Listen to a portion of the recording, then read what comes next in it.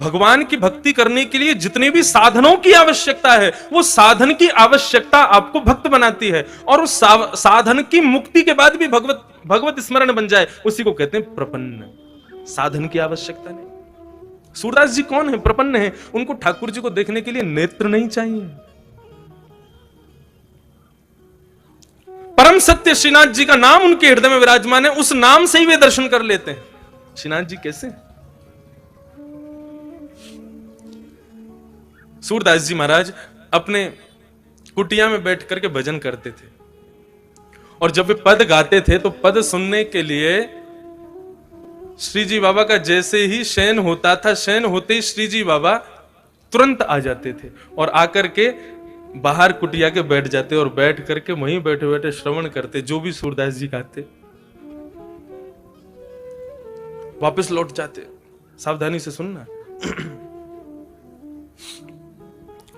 एक दिन श्री जी बाबा ने मन में भाव रखा कि भैया आज गोसाई जी जल्दी हमको पौड़ा दें भोग लगा के। तो गोसाई जी तो कपाट बंद करके जाते थे दोपहर के, लेकिन ठाकुर जी जंगला में से कूद के भाग जाते थे, सूरदास जी की कुटिया पे जाके बैठ जाते थे।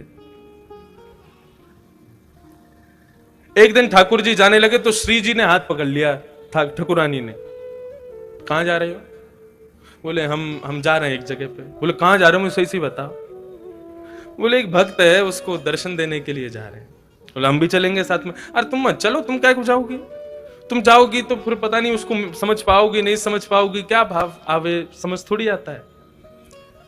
राधा रानी बोली या तो हमें लेके चलो, नहीं तो आज हम तुम्हारी गुसाई जी से शिकायत कर देंगे कि तुम पौड़ते नहीं हो, तुम भाग जाते हो दर्शन देने के लिए। ठाकुर जी अर्चावतार में जब विराजते हैं ना, तो अपने अर्चक से डरते भी हैं। मैं अपनी कथा में कभी कभी बताता हूं, हमारी बहन जी बैठी हैं, श्री राधा रमन परिकर में आपका सौभाग्य है सेवा का। तो एक बार इन्होंने एक प्रसंग सुनाया कि ठाकुर जी पोशाक नहीं पहन रहे थे। श्री राधा रमन जी पोशाक नहीं पहन, जबकि बिल्कुल सही था, नाप भी बिल्कुल लेकर के रखा था, लेकिन फिर भी कभी कहीं से ऊंची, कभी कहीं से नीची, कभी कहीं से भारी। सब गोस्वामियों ने प्रयास कर लिया, लेकिन ठाकुर जी ने पोशाक नहीं पहनी। तो आपके जो पूज्य दूसरे पिताजी ससुर जी हैं, वे सबसे बोले सुनो सब लोग बाहर जाओ, मैं थोड़ा ठाकुर जी से एकांत में बैठ के बात करूं। और वे ठाकुर जी के आगे बैठे, राधा रमन जी के आगे पोशाक रख दी। तो बोले अच्छा, तो आज आपको पोशाक धारण नहीं करनी है, क्योंकि हमें पता है नाप तो बिल्कुल ठीक है और पोशाक भी बिल्कुल अच्छी बनी है, लेकिन पता नहीं आपकी क्या इच्छा है, परेशान करने के मूड में हो। देखो हमें कोई झंझट नहीं है, आपको नहीं पहनी, बिल्कुल नहीं पहनाएंगे। बाहर दर्शनार्थी दर्शन के लिए खड़े हैं, बस 15 मिनट बचे हैं, आप पहन लो, नहीं तो मैं तो अभी कपाट खोल दूं, बिल्कुल नंग धरंग खड़ा कर दूंगा आपको। आज हरी देखे नंगम नंगा, फिर तो सब हो करेंगे आपको देख के। ये रखी पोशाक, 2 मिनट का समय दे रहे हैं, सोच लो, यदि आपको पहननी हो तो अभी मैं धरा दूंगा, नहीं तो मुझे बिल्कुल कोई संकोच नहीं होगा, तुरंत कपाट खोल दूंगा, कुछ भी धारण नहीं कराऊंगा, लंगोटी में खड़े रहोगे आज।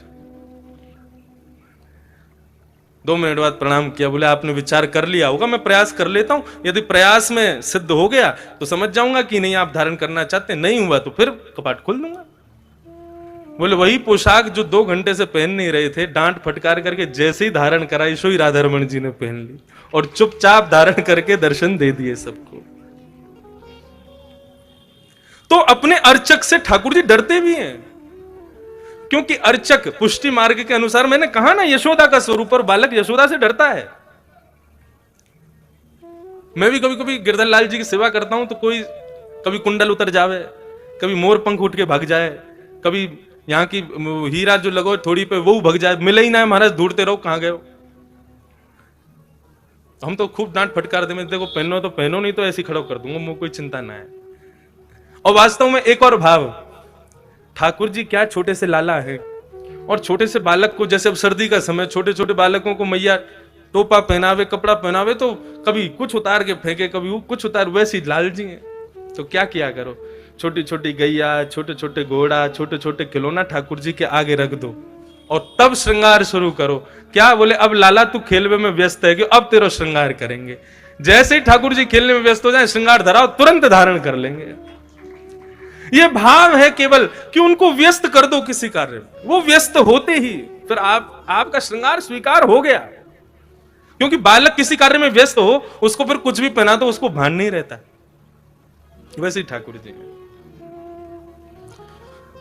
तो लाडली जी बोली, या तो मुझे संग ले चलो, नहीं तो आज गोसाई जी से शिकायत कर दूंगी।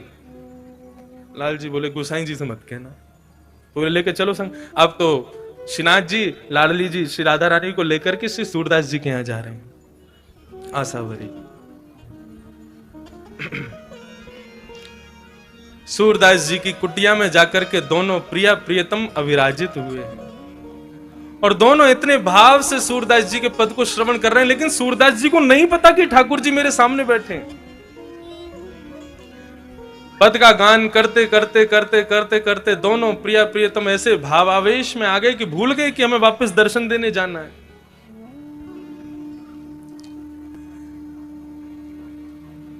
जैसे ही सूरदास जी का पद पूर्ण हुआ, किशोरी जी ने और लाल जी ने दोनों ने नेत्र खोल करके देखा, सूरदास जी बैठे हैं।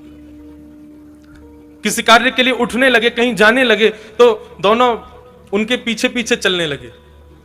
देखें तो सही कहां जाते हैं, क्या करते हैं। अब सूरदास जी अपनी लठिया से चल करके ऐसे आगे रास्ता देखते हुए, लठिया से अनुभव करते हुए चल रहे थे और पीछे दोनों श्रीनाथ जी और श्री किशोरी जी दोनों चल रहे हैं। तभी आगे एक बड़ा गहरा गड्ढा था। ठाकुर जी को भी अनुभव नहीं हो पाया, पता नहीं चल पाया। जैसे श्रीनाथ जी ने लठिया, वो सूरदास जी लठिया से चल रहे थे, उनको भी पता नहीं चल पाया और चलते चलते श्री सूरदास जी उस गड्ढे में गिर पड़े। अब जैसे ही गड्ढे में गिरे, ठाकुर जी और लाडली जी ने ऊपर से देखा, बड़ा गहरा गड्ढा। ठाकुर और नीचे सूरदास जी पड़े हैं, हाथ छिल गए, पैर छिल गए, सिर में चोट आ गई। ठाकुर जी के नेत्र सजल हो गए। किशोरी जी, हम यह अवस्था में इनको छोड़ के ना जाएंगे, चलो इनकी नेक मदद कर दें, इनको नेक ऊपर उठा लें। बोलो क्या बात कर रहे हो, बाबा पहचान जाएगा हमको, और पहचान गए हो ना तो जो भाव है ना या कि वो सब खत्म हो जाएंगे। ठाकुर जी वास्तव में मिलते क्यों नहीं है, ताकि आपका भाव दिनों दिन बढ़ता रहे।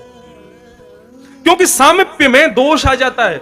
आप किसी को दूर से देखो बहुत प्यारा लगेगा, लेकिन उसके संग आप 10-5 दिन रह लोगे ना तो उसमें आपको दोष दिखने लग जाएंगे। तो ठाकुर जी भाव रखते हैं, कहीं मेरे दोष, ठाकुर जी में कोई दोष नहीं होता, दोष हम में होता है। कहीं हमें कोई दोष ना आ जाए, हमारी भक्ति में दोष ना आ जाए, इसलिए ठाकुर जी दूर ही रहते हैं। लेकिन लाडली जी कहने लगी, ठाकुर जी मत करो। ठाकुर जी बोले, नहीं, मैं ऐसे ना देख सकूं सूरदास को। तुरंत ठाकुर जी ने अपनी काली कमली उतारी और नीचे गड्ढे में डाल दी और किशोरी जी से कही, आप मेरी कमर पकड़ लो, मैंने काली कमली पकड़ ली है, अब सूरदास जी या को पकड़ के ऊपर आ जाएंगे। सूरदास जी अपनी लठिया खोज रहे हैं, कहां गई। तभी ऊपर से ठाकुर जी बोले, बाबा। और जैसे ही बाबा शब्द सुना है, सूरदास जी ने रोम रोम नृत्य करने लगा। जितनी पीड़ा थी सब दूर हो गई, नेत्रों में मानो आंसू छलक पड़े हों। बोले, ये स्वर तो मेरे श्रीनाथ बाबा का ही हो सकता है। हाँ भाई, कौन है भैया? बोले, भैया बाबा हम यहीं ब्रजवासी हैं, गैया चरावे जामे, आपको पड़ो भयो देखो तो सोची ने आपकी मदद कर दें। हाँ भैया, बड़ो भलो करेगो ठाकुर तेरो। भैया कैसे आऊं ऊपर? बोले, मैंने अपना पटका डाल दिया नीचे, आप आकू पकड़ के ऊपर आ जाओ।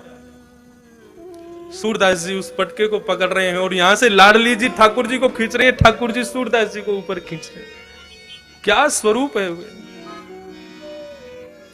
सूरदास जी के मन में भाव आ गया। जैसे ही पटका पकड़ा, उसकी सुगंधी को जब अपनी नासिका से ग्रहण किया, बिल्कुल दृढ़ निश्चित हो गए कि ये तो ठाकुर जी हैं और कोई नहीं हो सकता। जैसे ही गड्ढे से ऊपर निकल करके सूरदास जी आए, जानबूझ करके ऐसा भाव दिखाया कि मानो झटके से गिर पड़े हों। और गिरे तो कहां गिरे? श्री लाडली जी के चरणों में जाकर के गिर गए।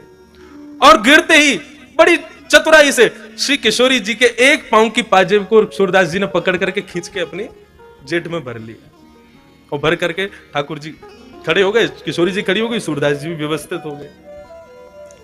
ठीक है बाबा, अब तुम बाहर आ गए हो, अब पीछे को मत जाइए, गड्ढा तुम यहां चले जाओ। और ठाकुर जी ने किशोरी जी को हाथों, जल्दी चलो, गोसाई जी दर्शन खोल देंगे, नहीं मिले तो बहुत डांट पड़ेगी। अब किशोरी जी जैसे ही चली तो चलते ही एक पांव की तो छम आवे आवाज, दूसरे पांव की आवाज ही नहीं। किशोरी जी ने नीचे देखी, बोले, हमारी पाजेब कहां है? अब तो ढूंढने लगे तो दूरी दिख गई, बोले पाजेब हाथ में लटक रही है सूरदास जी के। किशोरी जी बोली मेरी पाजेब रह गई है। ठाकुर जी बोले दूसरी दिलवा देंगे, चलो वो नामों को तो वही चाहिए जो सूरदास जी पे।